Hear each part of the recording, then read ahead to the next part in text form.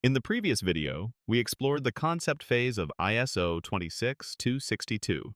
There, we identified hazards, assessed risks, and defined high-level safety goals. But an important question still remains. How do these safety goals become an actual technical system? That is exactly the purpose of ISO 26262 Part 4, Product Development at the System Level. This part of the standard transforms high-level safety objectives into a complete system-level solution. In this video, we'll explore the major activities of Part 4 and understand how they support the development of safe automotive systems. Before we examine the individual clauses, let's first understand why system-level development is so important. The concept phase defines what must be achieved. The system development phase defines how those objectives will be realized. This is where safety requirements are translated into a technical system architecture. Responsibilities are allocated. Interfaces are defined. And development activities are coordinated across multiple engineering disciplines. The decisions made here influence almost every later development activity. To understand this process, let's first look at the overall structure of Part 4. Part 4 is organized into four major areas. It begins with general topics that establish the overall framework for system development. Next comes the technical safety concept. This defines how safety goals will be implemented at the system level. The third area focuses on integrating system elements and verifying that the complete item functions correctly. Finally, safety validation confirms that the developed system actually satisfies its intended safety objectives. Let's begin with the foundation of system development. Clause 5 introduces the general principles that guide system development. It establishes the environment in which later engineering activities will be performed. This includes defining development approaches, managing interfaces, and ensuring that safety activities are integrated into the overall engineering process. Rather than introducing detailed technical solutions, this clause provides the framework that supports the remaining activities in Part 4. With that foundation in place, we can now move to one of the most important deliverables of the entire standard. The technical safety concept is one of the central outputs of Part 4. Its purpose is to translate safety goals into technical safety requirements. These requirements define how the system should behave to achieve the desired level of functional safety. At this stage, safety mechanisms are considered at a high level. The focus is not yet on hardware or software implementation. Instead, the emphasis is on defining the overall technical solution at the system level. Later videos will explore the technical safety concept in much greater detail. Once the technical concept has been established, the complete system must be assembled and evaluated. System development does not end once the architecture has been defined. Individual system elements must be integrated into a complete solution.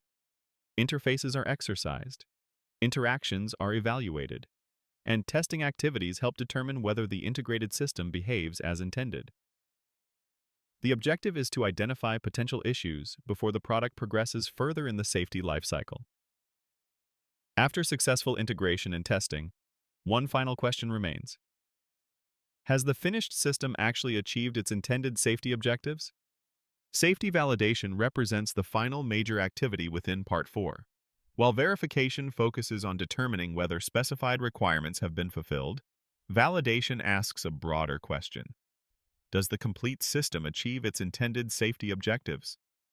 This activity provides confidence that the developed system fulfills the expectations established during the concept phase.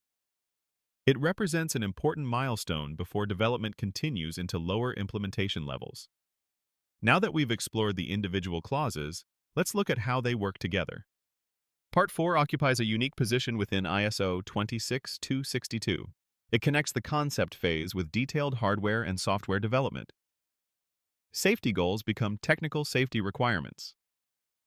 Technical safety requirements guide system architecture. And the resulting system provides the foundation for implementation in later lifecycle phases. Understanding this relationship is essential for understanding the overall structure of the standard. Before we finish, let's summarize the key takeaways. One of the most important messages of Part 4 is that functional safety moves from analysis into engineering.